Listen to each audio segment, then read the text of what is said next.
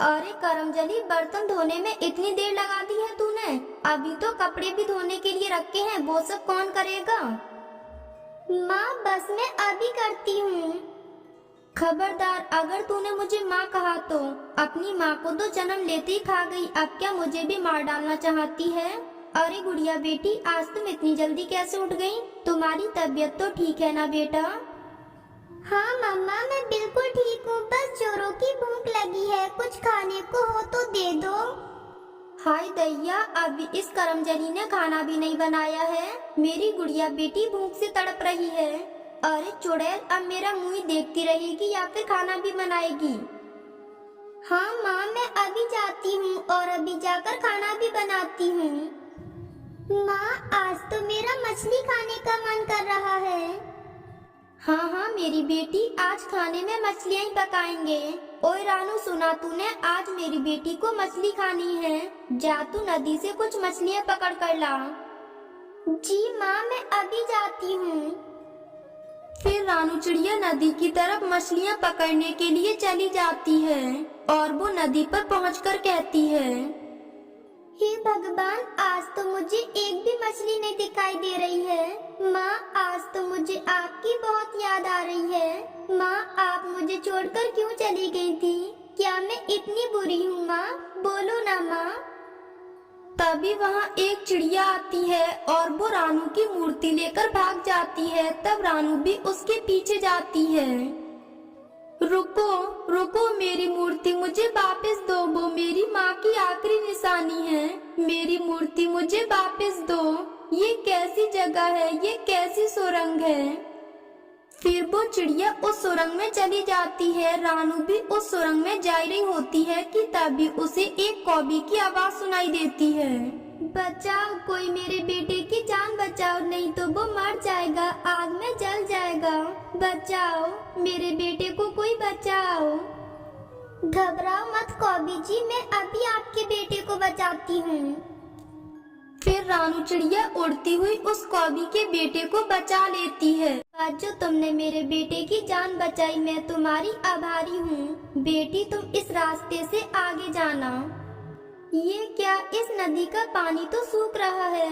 अच्छा, तो तुम यहाँ हो। लाओ जल्दी से मेरी वो मूर्ति मुझे वापस दो। मेरी माँ की वो आखिरी निशानी है।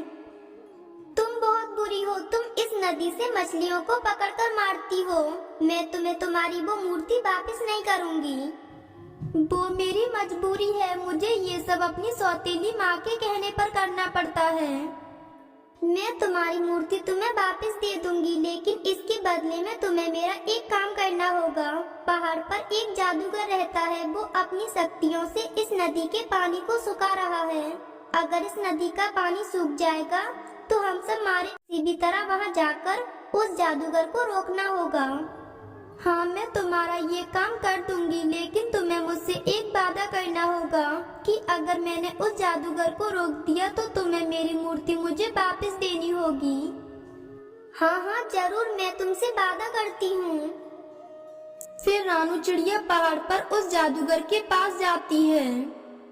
बस एक बार इस नदी का पानी तो सूख जाए, फिर मुझे मछलियाँ पकड़नी नहीं पड़ेंगी और मुझे ढेर सारी मछलियाँ खाने को भी मिलेंगी। तुम यहाँ से चली जाओ, ये जादूगर बहुत दुष्ट है, इसने मुझे इस पिंजरे में बंद कर लिया है, ये तुम्हें भी पकड़ लेगा, तुम भाग जाओ यहाँ से। ये लो, मैंने तुम्हारे पिंजरे का ताला खोल दिया है, अब तुम बाहर आ सकते हो। नहीं, मैं बाहर नहीं आऊंगा, क्योंकि मुझे उस जादूगर से डर लगता है, वो मुझे फिर से पकड़ लेगा। अच्छा, तो फिर तो मुझे आपको इस जादूगर से बचाना होगा। कौन हो तुम और तुम इधर क्या कर रही हो?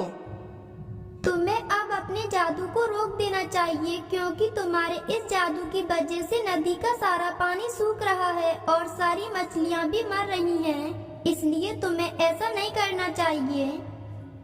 अच्छा है, फिर मैं इन सारी मछलियों को पकड़ पकड़ के खा जाऊंगा, क्योंकि मैं मछलियाँ पकड़कर थक गया हूँ, इसीलिए मैं इस नदी के पानी को सुखा रहा हूँ। तुम्हें ऐसा नहीं करना चाहिए, तुम ऐसा मत करो। अरे तुम कौन होती हो मुझे रोकने वाली? रुको, मैं अभी तुम्हें इस पिंजरे में कैद कर देता हूँ। ये कहकर वो जादूगर अपनी शक्तियों से रानू को भी पिंजरे में कैद कर देता है और वहाँ से चला जाता है। तब रानू तोते से कहती है, तोते भैया, मुझे आपकी मदद की जरूरत है। अगर आप आज भी हिम्मत नहीं दिखाओगे तो हम इस जादूगर से कभी नहीं बच पाएंगे। रानू, तुम बहुत ही अच्छी चिड़िया हो, इसलिए मैं तुम्हारी मदद जरूर करूँगा। फिर वो तोता उस जादुई छड़ी से रानू को बाहर निकालता है और उसे देते हुए कहता है, ये लो चिड़िया, तुम इस जादुई छड़ी को अपने पास रखो, इससे तुम उस जादूगर को अच्छा सबक सिखा पाओगी। तभी वो जादूगर भी वहाँ आ जाता है। तब रानू उससे कहती है, अरे, तुम्हें इस पिंजरे से बाहर किसने निकाला? तुम पक्षियों को कैद करते हो ना, अब हम तुम्हें मजा चखाएंगे। मछलियाँ तो तुम्हें जरूरत के हिसाब से मिल रही थी ना, लेकिन तुम लालची होकर सारी मछलियों को खाना चाहते थे। लालच और जरूरत में बहुत फर्क होता है। तुम अपने लालच और फायदे के लिए दूसरों को नुकसान पहुंचा रहे हो। मुझे माफ कर दो, मैं अपने लालच में अंधा हो गया था। तुम सही हो, मुझे अपनी जरूरत के हिसाब से मछलियाँ लेनी चाहिए थी। मुझे माफ कर दो, अब मैं अपने जादू को रोक दूंगा और एक भी मछली की जान नहीं लूंगा। तुमने आज मेरी आंखें खोल दी। तभी रानू चिड़िया वापस नदी के पास आती है और नदी के पास आकर बैठ जाती है। तभी वहाँ एक जादुई परी आती है और वो रानू से कहती है, तुम्हारा बहुत बहुत धन्यवाद रानू चिड़िया, सच में तुम बहुत अच्छी हो और बहुत प्यारी चिड़िया हो। तुम नेक दिल भी हो। तुमने सच में हम सबको बचा लिया। तुम्हारा ये एहसान मैं कभी नहीं भूलूंगी। हाँ, लेकिन इस सब के बारे में आपको कैसे पता चला? आप तो मेरे साथ नहीं थी ना? रानू, मैं सब कुछ जानती हूँ और मैं तुम्हारे बारे में भी सब जानती हूँ। मैं तो बस तुम्हारी परीक्षा ले रही थी और तुम उस परीक्षा में पास हो गई। मैं वही चिड़िया हूँ और अब मैं तुम्हें कुछ ऐसा देना चाहती हूँ जिसे पाने के बाद तुम्हें कभी भी मछलियाँ नहीं पकड़नी पड़ेंगी और तुम अपनी जिंदगी खुशी खुशी बिताओगी। फिर वो परी रानू चिड़िया को काफी सारे पैसे देती है, जिन्हें पाने के बाद रानू कहती है, परी जी, इतने सारे पैसे, मैं इतने सारे पैसों का क्या करूँगी? रानू, तुम इन पैसों की हकदार हो, इसलिए मैं तुम्हें इतने सारे पैसे दे रही हूँ, क्योंकि तुम्हारा दिल इन पैसों से भी अधिक मूल्यवान है। परी जी, आपका बहुत बहुत शुक्रिया। मैं आपका ये एहसान कभी नहीं भूलूंगी। आपका बहुत बहुत शुक्रिया। फिर वो परी रानू के लिए एक नया लकड़ी का घर बना देती है, जिसमें रानू चिड़िया खुशी खुशी अपनी जिंदगी बिताने लगती है। ना जाने क्यों आज मेरा मन बहुत घबरा रहा है। चलो अब हमें घर चलना चाहिए। ये कहकर सब पक्षी अपने जंगल की तरफ लौट जाते हैं। मेरी बेटी कहाँ चली गई? वो तो अभी बहुत छोटी है और वो तो उड़ भी नहीं सकती है। फिर वो कहाँ चली गई?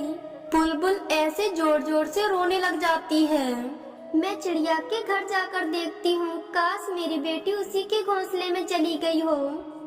बुलबुल ये तो जानती थी कि उसकी बेटी अभी उड़ नहीं सकती थी, तो कोई जालिम चील उसे उठाकर ले गई होगी, लेकिन फिर भी वो अपने दिल को तसल्ली देने के लिए चिड़िया के घर चली जाती है। बुलबुल, क्या हुआ? तुम ऐसे क्यों रो रही हो? सब कुछ ठीक तो है ना? रानू, मेरी बेटी नहीं है घोंसले में। क्या मेरी बेटी तुम्हारी तरफ तो नहीं आ गई?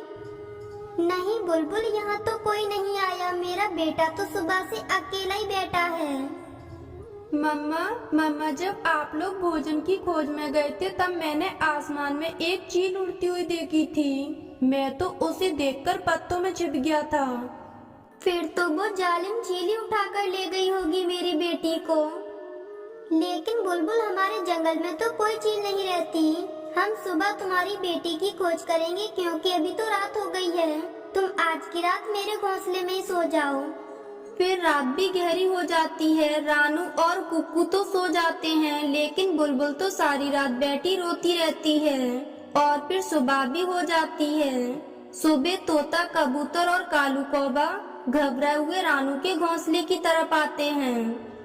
बुलबुल, मैंने देखा कि पहाड़ों पर हमारे जंगल में एक चील आ गई है और मैंने ये भी देखा कि उसके घोंसले में तुम्हारी बेटी के पंख पड़े हुए थे।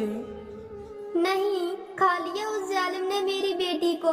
मैं क्यों चली गई थी भोजन की तलाश में? अगर ना जाती तो मेरी बेटी आज मेरे पास होती। बुलबुल, अब क्या हो सकता है? हम मुकाबला भी तो नहीं कर सकते उस जालिम चील का। चिड़िया, अब तो वो जालिम चील बारी बारी से हमारे बच्चों को खाएगी और फिर हमें। फिर वो सभी पक्षी बहुत ज्यादा नाराज हो जाते हैं और फिर वो सभी अपने अपने घर की तरफ चले जाते हैं। कालू, मेरा मन तो बहुत डर रहा है और मेरा जग्गू तो बहुत छोटा है, वो तो अभी उड़ भी नहीं पाएगा। अगर उसे वो चील ले गई तो मैं तो मर ही जाऊंगी। आज वो फिर से आएगी चील और फिर ले जाएगी किसी न किसी बच्चे को। गोरी, सब पक्षी ही परेशान हैं। कालू, मुझे सबकी क्या चिंता, मुझे तो बस अपने जग्गू की चिंता है। मैं सुबह से सोच रही हूँ और मैंने एक उपाय सोचा है जिससे वो चील हमारे जग्गू को नहीं खाएगी। क्या गोरी, क्या उपाय है तुम्हारे पास? हम उस चील के पास जाते हैं और उससे कहते हैं कि वो हमारे घोंसले में ना आए। बदले में हम उसे बताएंगे कि किस किस घोंसले में अंडे और उसके लिए मांस मिलेगा। लेकिन गोरी, ये सब पक्षी हमारे दोस्त हैं, हम अपने दोस्तों के साथ ऐसा नहीं कर सकते। कालू जी, जब अपनी जान बचानी हो तो करना पड़ता है ऐसा। तुम चलो जल्दी से मेरे साथ। फिर कालू कौवा भी गोरी कौवी की बातों में आकर उसके साथ चील की तरफ चल देता है। चील दी, आप क्या कर रही हैं? अरे आवे काले काले कौवे, कैसे आए हो? चील दी, आपकी उड़ान ऊंची, आपकी शान ऊंची, लेकिन हम काले काले कौवे इस काबिल नहीं कि हम आपके कोई काम आ सकें। लेकिन फिर भी आपसे दोस्ती करने आए हैं। दोस्ती, और वो भी तुम काले कौवे से? ये मेरी शान के खिलाफ है। चीलदी, हम आपको बताएंगे कि आपको किस घोंसले में अंडे और बच्चे मिलेंगे। ऐसे हमें आपकी थोड़ी सेवा करने का मौका मिलेगा और आपको भी आपका भोजन मिलता रहेगा। कौवे होते तो बहुत शैतान हैं, सीधी सीधी बात करो, बदले में क्या चाहते हो? बस ये कि आप कृपा करें, बस हमारे घोंसले की तरफ ना आएं। इसका मतलब ये कि तुम्हारे घोंसले में भी कोई छोटा बच्चा है। मुझे अपने जग्गू से बहुत प्यार है, बस मेरे जग्गू को ना खाना। मैं सब करूँगी जो जो आप कहोगी। मैंने आज तक किसी से दोस्ती की नहीं है, लेकिन जब तुम दोनों खुद चलकर आए हो और इतनी जिद कर रहे हो तो आज से हमारी तुम्हारी दोस्ती पक्की। ये सुनकर तो गोरी कौवी और कालू कौवा बहुत खुश हो जाते हैं। अच्छा चीलदी, अब हम चलते हैं। अगर हमें किसी पक्षी ने यहाँ बैठे देख लिया तो उन्हें हम पर शक हो जाएगा। चीलदी, आपको पहला शिकार उस चिड़िया के बेटे को करना है। मैं आपको बता दूंगी जब अच्छा मौका होगा। आप बेफिक्र होकर सोएं, बाकी का काम हम पर है। फिर गोरी और कालू वहाँ से चले जाते हैं। दूसरे रोज कालू कौवा और गोरी कौवी चिड़िया की तरफ जाते हैं। चिड़िया बहन, आज भोजन की खोज में नहीं जाना क्या? गोरी बहन, क्या बताऊं, मन बहुत डरा हुआ है। वो चील बुलबुल की बेटी को तो खा गई। तोता तो आज अपने घोंसले में अपने बच्चे के पास बैठा है। मैं तो बस कबूतर का इंतजार कर रही थी। वो आ जाएगा फिर हम जाएंगे नदी की तरफ, क्योंकि वो बता रहा था वहाँ पे बहुत सारा भोजन है। क्या करे रानू, भोजन के लिए तो जाना ही होगा। मेरा बेटा भी तो छोटा है। मैं तो आज अपने घोंसले में रहूंगी और मेरा भोजन तो ये कालू ले आएगा। मैं तुम्हारे बेटे पर भी नजर रखूंगी। तो फिर आज तुम नदी की तरफ ही जा रही हो ना? हाँ कालू भैया, बस कबूतर आ जाए। तभी वहाँ कबूतर भी आ जाता है। तुम जाओ और जल्दी जल्दी अपना भोजन ले आओ, अब हम भी चलते हैं। और फिर गोरी और कालू भी वहाँ से चले जाते हैं। चिड़िया, ये शैतान क्या कह रहे थे? कुछ नहीं, बस पूछ रहे थे कि भोजन लेने कब जाना है। चिड़िया, मुझे तोते ने बताया कि कल शाम ये दोनों चील के पास बैठे बहुत गप्पे लड़ा रहे थे उससे। रानू, तुम एक काम करो, कुकू को भी अपने साथ लेकर चलो। मुझे बहुत डर लग रहा है। हम दोनों बारी बारी उठा लेंगे कुकू को। कबूतर भैया, मैं भी बहुत डरी हुई हूँ, हम ऐसा ही करते हैं।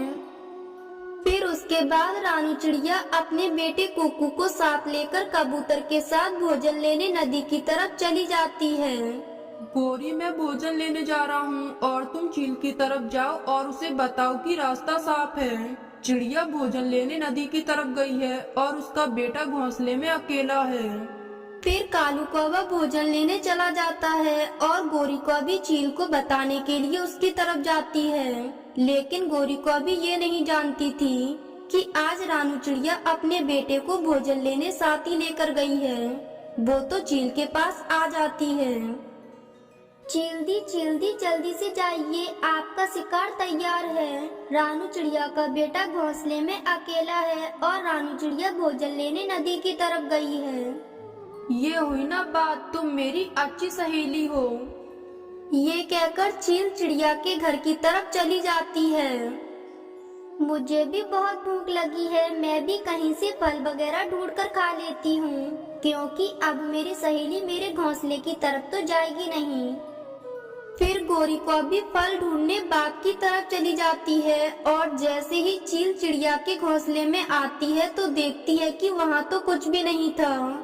ये देखकर उसे गुस्सा आ जाता है। फिर वो थोड़ा आगे बढ़ती है तो देखती है कि एक तोते के घोंसले में बच्चा तो था, लेकिन तोता तो उसी की तरफ देख रहा था। मैं कल शाम से भूखी हूँ और इन कौवों ने मेरे साथ मजाक किया है, मुझसे झूठ बोला है। मुझे बहुत भूख लगी है। मैं एक काम करती हूँ, कौवों के घोंसले की तरफ ही चली जाती हूँ। वहाँ तो मुझे मांस पक्का मिल जाएगा। जग्गू नाम है मेरे आज के शिकार का। ये कहकर चील कौवों के घोंसले में आ जाती है और वो गोरी कौवी के बेटे जग्गू कौवे को मारकर खाने लगती है। गोरी, अब बस कर जाओ, तुम सुबह से पानी पूरी खाए जा रही हो, पेट फट जाएगा तुम्हारा। कालू जी, आप तो हर समय बस मेरे खाने पर ही नजर रखा करो। आखिर मैं मालकिन हूँ इस पानी पूरी की, मेरा जितना जी करेगा मैं उतनी खाऊंगी। कालू और गोरी की जंगल में पानी पूरी की दुकान थी और उनकी वो पानी पूरी बहुत ही स्वादिष्ट थी। सभी पक्षी कालू और गोरी की पानी पूरी खाने के बारे में सोच रहे थे। तोते, क्या तुमने खाई है कालू से पानी पूरी लेकर? कबूतर, यार मैं गया तो था, लेकिन उसकी पानी पूरी तो बहुत महंगी है। मेरे पास एक सेब था, लेकिन वो तो एक प्लेट पानी पूरी के बदले 2 सेब मांग रहा था। तो क्या अब नहीं खाओगे तुम? खाऊंगा तो जरूर, मैं तो एक और सेब ढूंढ कर लाया हूँ, बस अब जा ही रहा था। हाँ, मेरे पास भी ये गेहूं के दाने हैं, तो फिर चलो हम दोनों इकट्ठे पानी पूरी खाने चलते हैं। वैसे भी मैं ये गेहूं के दाने खा खा कर थक गया हूँ। और फिर तोता और कबूतर कालू कौवे की दुकान पर पानी पूरी खाने चले जाते हैं। तुम फिर आ गए तोते, हमने कहा था ना कि एक पानी पूरी की प्लेट में 2 सेब लगेंगे। गोरी बहन, आप क्यों इतना गुस्सा हो रही हो? ये देखो मैं लेकर आया हूँ ना एक और सेब। ये हुई ना बात। चलो कालू जी, आप जल्दी से एक प्लेट दो मेरे तोते भैया को, वो 2 सेब लेकर आए हैं। गोरी बहन, मेरे पास भी ये गेहूं के दाने हैं और होते तो ये भी बहुत अच्छे हैं, इसलिए आप इन्हें रख लो और मुझे भी एक प्लेट पानी पूरी दे दो। वैसे भी मैं ये गेहूं के दाने खा खा कर थक गया हूँ। कबूतर, एक पूरी प्लेट नहीं मिलेगी इन गेहूं के दानों के बदले, आधी प्लेट मिलेगी। लेनी है तो लो, वरना भाग जाओ यहाँ से। गोरी बहन, आधी प्लेट ही दे दो, लेकिन पानी थोड़ा ज्यादा दे देना। और फिर तोता और कबूतर वो पानी पूरी खाने लगते हैं और पानी पूरी खाने के बाद वो दोनों वहाँ से चले जाते हैं। गोरी, तुम ये प्लेटें तो धो लो, अगर और कोई ग्राहक आ गया तो हमारे पास और प्लेटें नहीं हैं, इसलिए इन्हें जल्दी से साफ कर दो। ठीक है, मैं धो लूंगी थोड़ी देर बाद। तुमसे तो मैं फालतू बैठी देखी ही नहीं जाती। मम्मा, सुना है कि कालू अंकल ने पानी पूरी की दुकान लगाई है। मम्मा, मेरा भी बहुत मन कर रहा है पानी पूरी खाने का। मम्मा प्लीज मुझे भी पानी पूरी खिला लाओ, चलो ना मम्मा। बेटा, वो बहुत महंगी देते हैं पानी पूरी, ऐसे नहीं देते, और बदले में बहुत सारा भोजन भी मांगते हैं, और हमारे पास तो कुछ भी नहीं है। मम्मा मम्मा तो फिर मुझे ऐसे दिखा लाओ, मैं खाने की जिद नहीं करूँगा। मम्मा प्लीज दिखा कर लाओ ना, मैं नहीं मांगूंगा। कुक्कू, देखने से थोड़ी ना तुम्हारा पेट भर जाएगा। अभी थोड़ी देर पहले ही तो तुमने दाने खाए हैं। तुम मत जाओ वहाँ। मम्मा प्लीज प्लीज मम्मा मुझे दिखा कर लाओ ना। लेकिन कुक्कू, वहाँ जाकर खाने की जिद ना करना। मम्मा मम्मा मैं नहीं करूँगा, बस देखकर हम आ जाएंगे। फिर चिड़िया अपने बेटे कुक्कू को साथ लेकर कालू कौवे और गोरी कौवी की पानी पूरी की दुकान देखने चली जाती है। चिड़िया, कुछ लाई नहीं हो, खाली हाथी आ गई हो तुम। मुफ्त में तो नहीं मिलती ये पानी पूरी। गोरी बहन, मेरे पास भोजन नहीं था, इसलिए हम पानी पूरी खाने नहीं बस देखने के लिए आए हैं। वो मेरा बेटा जिद कर रहा था ना, इसलिए। अच्छा चिड़िया, तो ये बात है, लेकिन तुमने हमारी पानी पूरी की जो सुगंध ली है उसके बदले में तुम हमें क्या दोगी? नहीं नहीं गोरी बहन, हमने सुगंध तो नहीं ली, हम तो बस देख रहे हैं। तो क्या तुम दोनों माँ बेटे नाक बंद करके बैठे हो? कालू जी, तुम देख रहे हो? एक तो इन दोनों माँ बेटों ने हमारी सारी पानी पूरी की सुगंध चुरा ली, और ऊपर से ये दोनों कह रहे हैं कि हम तो सिर्फ देख रहे हैं।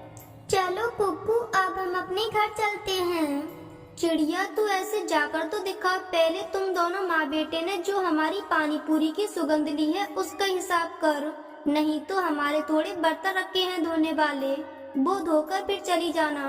अगर ऐसे गई तो मैं तुम दोनों माँ बेटों को मारूंगी। कुक्कू, मैंने तुमसे कहा था ना बेटा कि हमारे पास पैसे और भोजन कुछ भी नहीं है। अब देखो गोरी ने कैसे लड़ाई बना ली है। मम्मा सॉरी, अब मैं फिर कभी ऐसा नहीं करूँगा। फिर चिड़िया उन दोनों के बर्तन धोने में लग जाती है। वहीं दूसरी तरफ गोरी और कालू की पानी पूरी की खबर मिट्टू राजा तक भी पहुंच जाती है। सैनिक, सुना है कि जंगल में कोई दुकान बनी है पानी पूरी की। जी जी मिट्टू महाराज, लगी तो है, और वो कालू और गोरी ने लगाई है। बहुत ही स्वादिष्ट पानी पूरी है उनकी। अगर आप खाएंगे तो मैं लेकर आऊंगा आपके लिए। नहीं नहीं सैनिक, मैं खुद जाना चाहता हूँ वहाँ, आखिर मैं भी तो देखूं कि कैसी है वो दुकान। फिर उसके बाद मिट्टू राजा अपने सैनिक के साथ कालू और गोरी की पानी पूरी की दुकान देखने खुद चला जाता है। मिट्टू राजा जी, आप क्यों आए यहाँ? आप कोई संदेश भेज देते, हम भेज देते आपके लिए पानी पूरी। वो कालू, मैं तुम्हारी दुकान देखना चाहता था, इसलिए मैं खुद आ गया। और ये क्या रानू, तुम यहाँ बर्तन धो रही हो? राजा जी, अच्छा हुआ कि आप यहाँ आ गए। राजा जी, वो मेरा बेटा। चुप कर जाओ चिड़िया, और चुप करके अपना काम करो। मैं बताऊंगी राजा जी को, जरूर बताऊंगी मैं। हाँ बताओ बताओ रानू, क्या बात है? राजा जी, मेरा बेटा बहुत जिद कर रहा था कि मुझे कालू अंकल की दुकान देखनी है, इसलिए मैं अपने बेटे को यहाँ ले आई। और ये गोरी कह रही है कि हमने इसकी पानी पूरी की सुगंध चुरा ली है, इसलिए ये मुझसे बर्तन धुलवा रही है। और ये भी कह रही है कि शाम तक मुझे इसके बर्तन धोने होंगे। अच्छा, तो ये बात है गोरी, तो इस चिड़िया ने तुम्हारी सारी ही सुगंध चुरा ली है या फिर थोड़ी सी छोड़ी भी है? लगता है मिट्टू राजा जी उल्लू बन गए। हाँ मिट्टू राजा जी, इसने सारी ही सुगंध चुरा ली है, बिल्कुल भी नहीं छोड़ी है। तभी मैं कहूँ कि तुम्हारी इस पानी पूरी से सुगंध क्यों नहीं आ रही? राजा जी, आप भी ऐसा ही कह रहे हैं, मैंने कुछ नहीं चुराया। चुप कर जाओ चिड़िया तुम। एक तो गोरी और कालू की तुमने सुगंध चुरा ली और दूसरा नाटक कर रही हो। मैं न्याय देता हूँ तुम्हें। गोरी और कालू, तुम दोनों मेरे साथ चलो, मैं तुम दोनों को कीमत देता हूँ जो चिड़िया ने तुम्हारी सुगंध चुराई है। और चिड़िया, तुम भी हमारे साथ ही चलो। फिर मिट्टू राजा वहाँ से चला जाता है। कालू, देखा मेरा दिमाग, मैंने तो मिट्टू राजा को ही उल्लू बना दिया। आप पानी पूरी बेच रहे हो, मैंने तो इसकी सुगंधी बेच दी। चलो अब जल्दी करो, राजा जी से इसकी कीमत वसूल करने चलते हैं जो ली है इस छोटी चिड़िया ने। और फिर वो सब मिट्टू राजा के दरबार की तरफ आते हैं और वो सभी वहाँ आ जाते हैं। मिट्टू राजा तो उनका सारा ड्रामा समझ गए थे, इसलिए वो तो उन्हें सबक सिखाना चाहते थे। हाँ, तो आ गए हो तुम कौवा और कौवी। जी जी महाराज, अब जल्दी से आप हमें कीमत दे दो हमारी सुगंध की। लेकिन तुम दोनों को 2 दिन मेरे पास ही रहना होगा इन पिंजरों में। सिपाहियों, इन दोनों को इसमें बंद कर दो। लेकिन मिट्टू राजा, हमने क्या किया है? बस कल तक तुम इन पिंजरों में रहोगे तो तुम्हें सब पता चल जाएगा। फिर उसके बाद सिपाही उन दोनों को पिंजरों में बंद कर देता है। चिड़िया, अब तुम जाओ अपने घर, लेकिन कल जरूर आना। फिर चिड़िया वहाँ से चली जाती है और अगले दिन वो फिर से मिट्टू राजा के पास आ जाती है। गोरी और कालू तो पिंजरे में कैद थे और उन दोनों को बहुत भूख लगी हुई थी। उनके सामने काफी सारे फल रखे हुए थे, लेकिन वो दोनों सिर्फ उन फलों को देख सकते थे, लेकिन खा नहीं सकते थे। राजा जी, मुझे तो बहुत भूख लगी है, प्लीज आप मुझे कुछ खाने को दे दो। गोरी, तुम कहती हो कि तुम्हें भूख लगी है और तुम्हारे सामने ये इतने सारे फल तो पड़े हुए हैं। तुम पागल बना रही हो हमें। लेकिन राजा जी, फल तो मेरे सामने पड़े हैं, कौन से वो मैंने खाए हैं? गोरी, इनकी सुगंध से पेट भरो। जैसे चिड़िया ने तुम्हारी पानी पूरी की सुगंध से अपना पेट भर लिया था, ठीक वैसे ही भर लो। ये सुनकर तो गोरी समझ जाती है कि राजा जी उसे उसके किए की सजा दे रहे हैं और फिर गोरी राजा जी से और रानू से माफी मांगती है। फिर राजा जी उन दोनों को छोड़ देते हैं। राजा जी, आपने इन दोनों को बहुत अच्छा सबक सिखाया है। अब आइंदा से ये दोनों ऐसी गलती दोबारा नहीं करेंगे। फिर उसके बाद रानू चिड़िया अपने बेटे को लेकर खुशी खुशी अपने घर आ जाती है। दोस्तों, ये थी आज की कहानी। और हाँ दोस्तों, इस कहानी से ये सीख मिलती है कि हमें अपनी ताकत का गलत प्रयोग नहीं करना चाहिए। और हाँ दोस्तों, आज का सवाल ये है कि परी की मदद किसने की थी? अगर आपको पता है तो कमेंट बॉक्स में लिखकर जरूर बताएं। और अगर आप हमारे चैनल पे नए हो तो चैनल को कर दो सब्सक्राइब और हमारी वीडियो को कर दो लाइक। और हाँ दोस्तों, घंटी बजाना ना भूलना ताकि नई वीडियो आपके फोन की स्क्रीन पर हो। मिलती हूँ मैं आपको अगली वीडियो में, तब तक के लिए धन्यवाद।